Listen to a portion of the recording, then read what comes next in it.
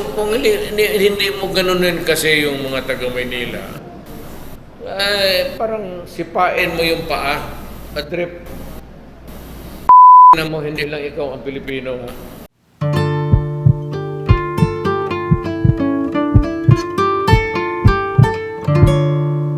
Let me finish my question first. You said you are in favor, wag na nating palitan, nabutan ng lolo ko, nabutan ng ako ko.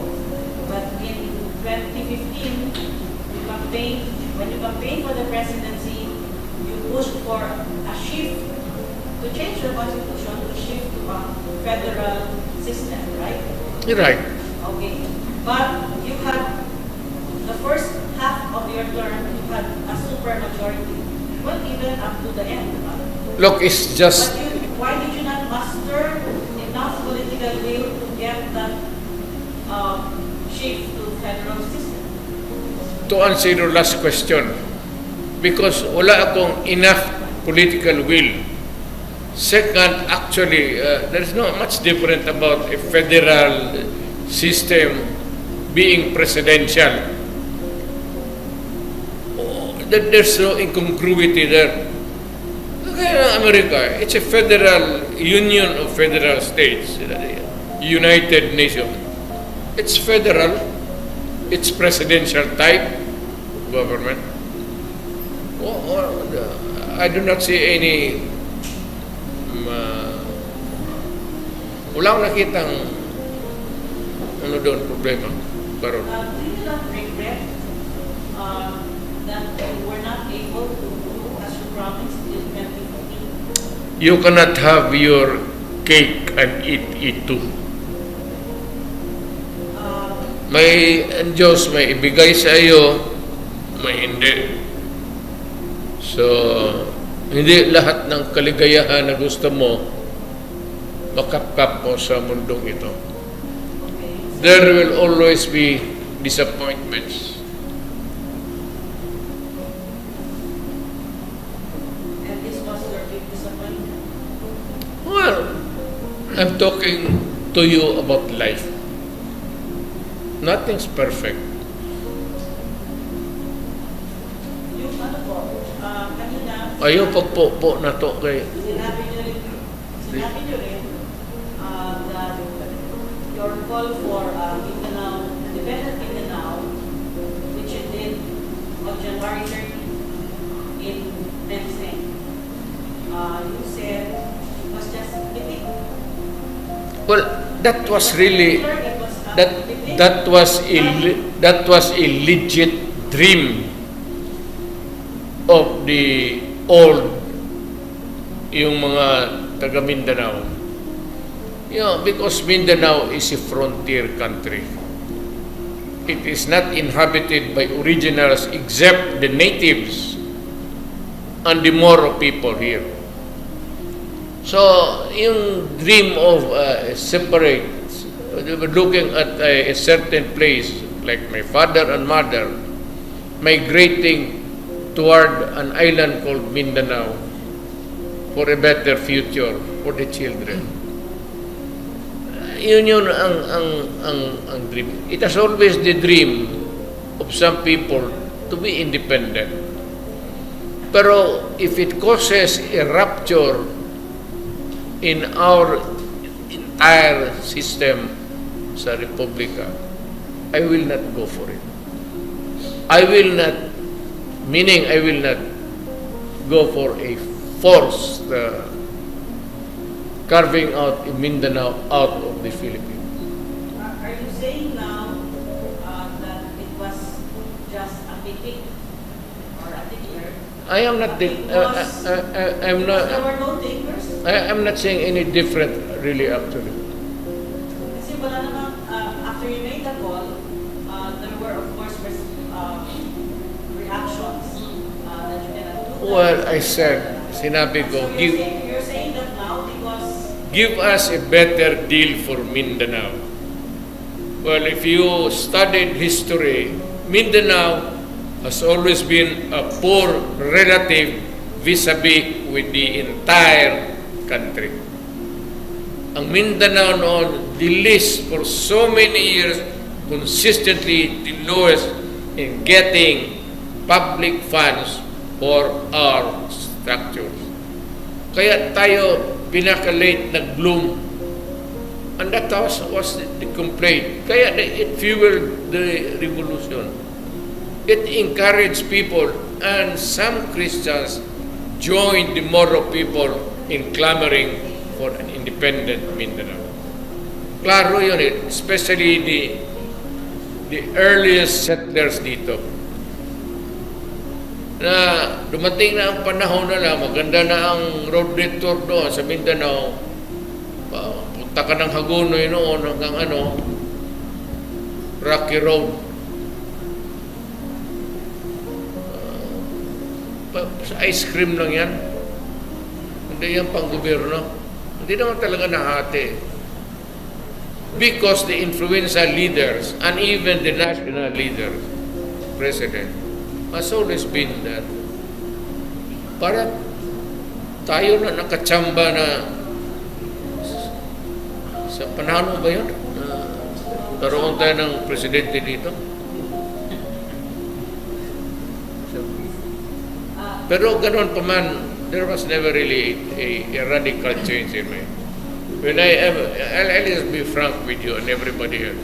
When I became president, there was never the slightest moment that I was thinking of placing the interest of Mindanao over and above of the entire needs of the entire country. Kung ano lang ang sabihin ng economic planners at ano lang sabihin ng mga Department of Highways and everything, at unahin muna natin ito because I am not as bright as anybody else. I might be a lawyer, good in memorizing. Hanggang dyan lang, memorize. Pero to be an enterprising thing about governance,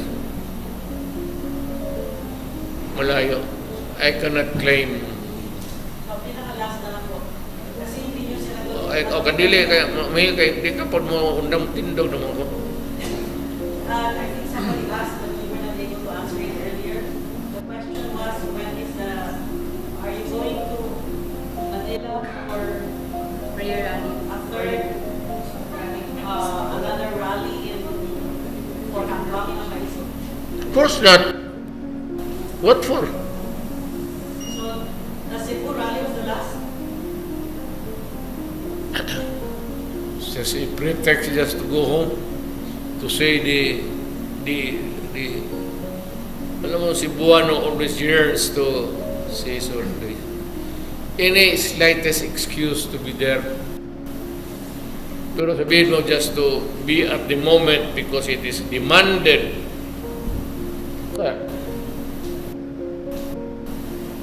So there's no schedule for now? No schedule. If you are asking the question in terms of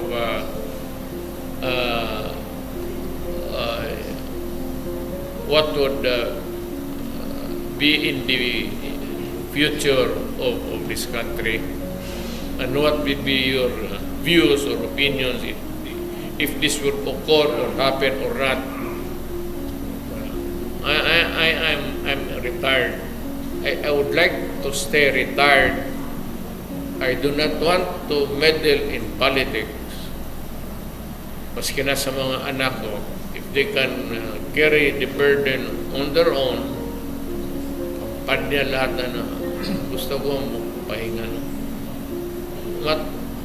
Color, maya ko lang sabihin sa iyo, 40 anyos na gud ako.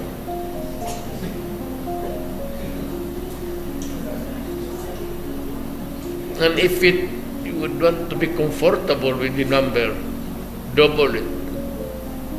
And that's my... Mayor, sa last na update with Congressman Alvarez IM,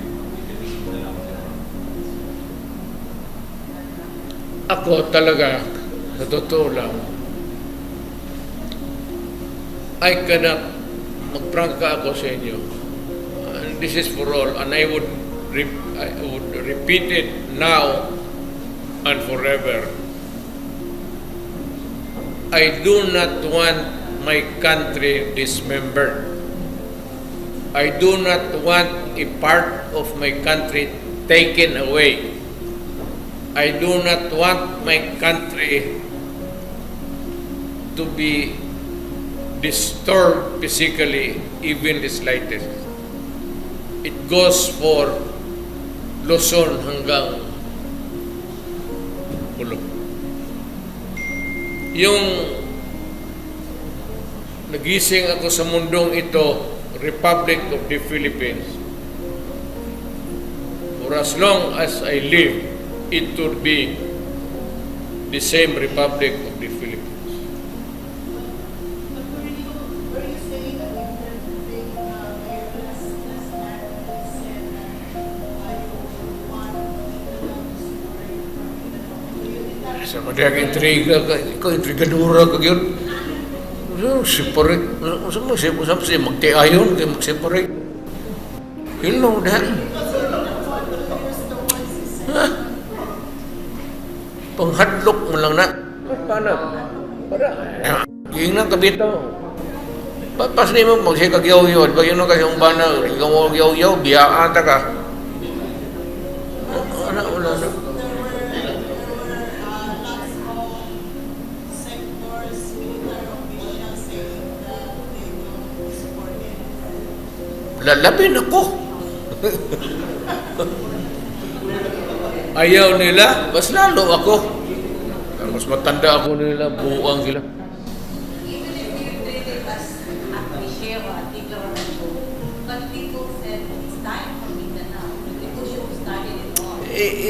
You can craft it the way you want, legislation, or we go into a deeper local autonomy. You can never do what you want. Let it remain a Republic of the Philippines. So no more talks about Mindanao, getting out of the Republic. Yan lang ang problema. It's the distribution of the national wealth. And you know very well, lahat tayo, if you studied your history, lahat tayo, alam natin that Mindanao was really a poor relative of the national government. Ngayon lang ito, nakabawi tayo. Nung presidente ako,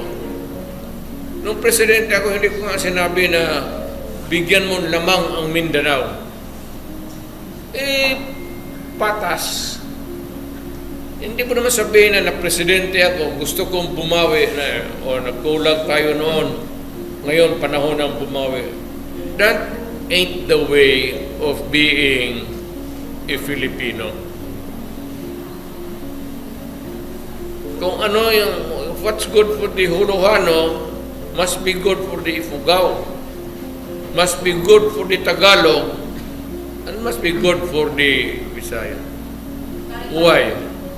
If you have to remain a republic, ganon talaga, you better adapt that kind of thinking. Hindi tayo pwede mag-isip-isip na mga Tagalog, Bisaya, or kalukuhan yan.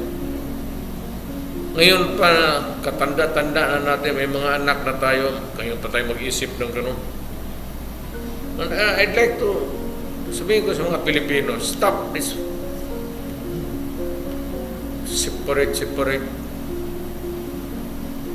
Na pagmulat ko sa mata ko when I was born, this was a republic.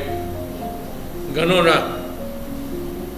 Huwag mong kunin baski kalahating hektarya yung Samal Island. Magkagulo tayo. Even if you take 1 hectare away from Samal Island, yung bayan ko, yan. Huwag mong galawin. Pag hindi magagera tayo. Because wrong to listen to you when you said you want people to be educated. For a day will come that Mindanao will be a separate country from the Philippine Republic. We got it wrong. Pasabi ko sa iyo, pang-atik lang yun. Ano ka man? Kung hindi mo ganunin kasi yung mga taga Maynila, ay, parang sipain mo yung paa, adrip. Na mo, hindi lang ikaw ang Pilipino. Nabuod pa, Mr. Mayor, pag kumana to. So bluff lang, so Mayor, and they took it so serious. Nag-close down sila to. Because of bluff. Not because of a bluff, but because of a strong statement coming from a Filipino. Adre, hindi lang kayo ang Pilipino. Lahat ang mga minuno natin nagpakamatay sa bayan natin. Do not. So it's dead. Mindanao Independence Movement is dead. Okay. Silly. Sila If at all, kung mayroong mag-declare ng independent state, kung gusto lang nila, payag ako, Samar Island. Yan. Gusto nila mag-declare ng independent Samar Island, isali na lang talikod para may sila bakasyonan.